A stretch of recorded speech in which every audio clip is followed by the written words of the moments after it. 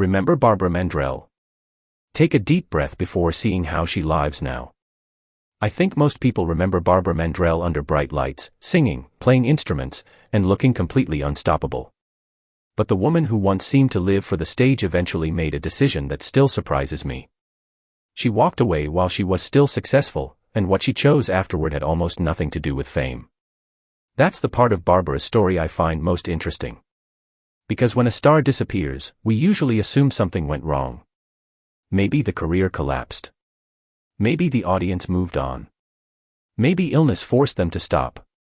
Barbara's story is different. She left because she had finally decided what mattered more. And she had been making that kind of decision her entire life. Barbara was born on Christmas Day in 1948 in Houston, Texas. But honestly, calling her childhood normal would be a stretch.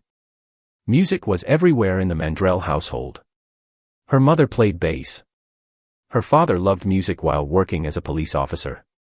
Instruments were scattered around the house, and Barbara seemed to absorb music almost without trying. She learned accordion. Then steel guitar. Then saxophone. Then banjo. By the time she was 11, she was already working professionally. That blows my mind. Most kids that age were worried about school and weekend plans. Barbara was standing on stages. And by her teenage years, she was performing alongside names like Patsy Cline, Johnny Cash, and George Jones with the Mandrell Family Band. But here's the twist. At 18, she walked away. She married Ken Dudney in 1967, and when he began serving as a Navy pilot, Barbara chose family life over the career she had been building since childhood. No huge farewell. No dramatic announcement. She just stepped away. For a while, it looked like music was finished. Then one ordinary visit to the Grand Ole Opry changed her mind. Barbara was sitting in the audience. She watched the performers. And suddenly she realized something. She wasn't supposed to be sitting there. She wanted to be on that stage.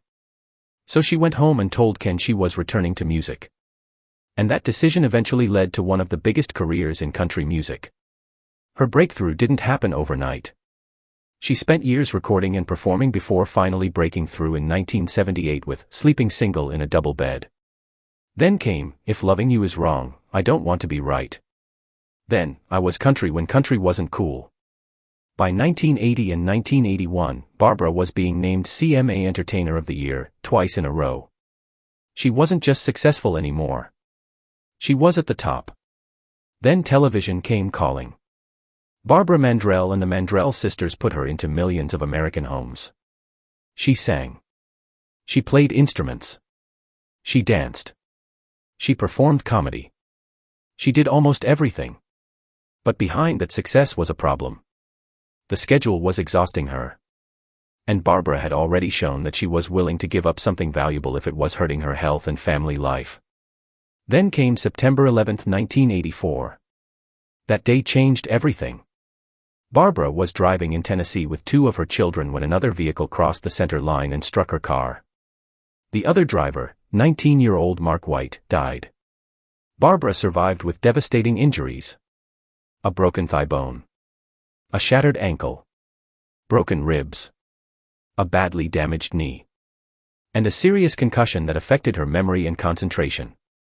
Her children were injured too, although their injuries were less severe. What really stays with me about this story is something that happened earlier that same day. Barbara had just introduced a family rule about wearing seat belts. She buckled hers. Hours later, she was in that terrible crash. She survived. And she always believed that decision mattered. But surviving the crash wasn't the end of the battle. It was the beginning. Barbara spent months recovering. A hospital bed. Then a wheelchair. Then painful physical therapy. She eventually had to learn how to walk normally again. And the injuries nobody could see were perhaps even harder. She struggled with depression and memory loss. Imagine losing pieces of the career you spent your entire life building. Imagine knowing you're the same person, but suddenly struggling to remember things that once came naturally. That's a very different kind of recovery. And somehow, Barbara returned to the stage in 1986. Fans saw a comeback. But Barbara felt something had changed. The talent was still there. The voice was still there. The musician was still there. But the obsession with performing wasn't. And I think that's important. The accident didn't simply damage her body. It changed what she wanted from life. She continued performing through the 1990s. But eventually she reached a point where she could look at her career and say, I've done enough. On October 23, 1997, Barbara performed her final concert at the Grand Ole Opry House. She was only 48. And she wasn't being pushed out.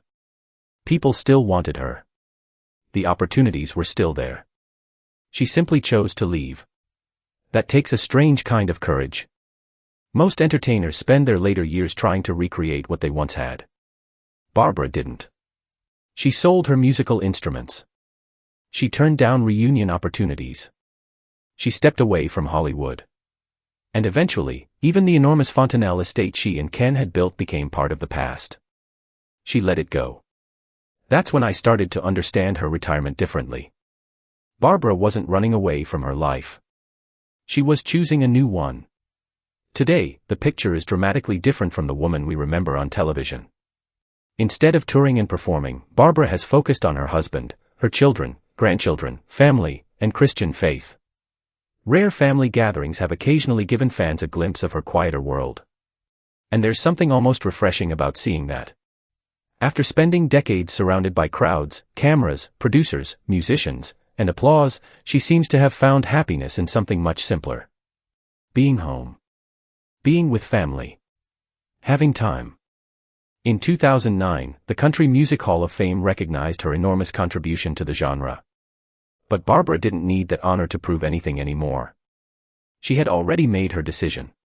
She had spent her childhood learning how to perform. She spent her young adulthood building a career. She survived a devastating accident. She fought through physical and emotional recovery. She returned to the stage. And then, when she was still wanted, she walked away. That's why I don't think the most interesting question is, where did Barbara Mandrell go? The better question is, what did she finally discover that fame couldn't give her? Peace. Family. And the freedom to live without constantly needing the next applause. Barbara Mandrell once belonged to millions of people. But eventually, she chose to belong to herself and the people closest to her. And after everything she had survived, I think that's a pretty remarkable way to end a career.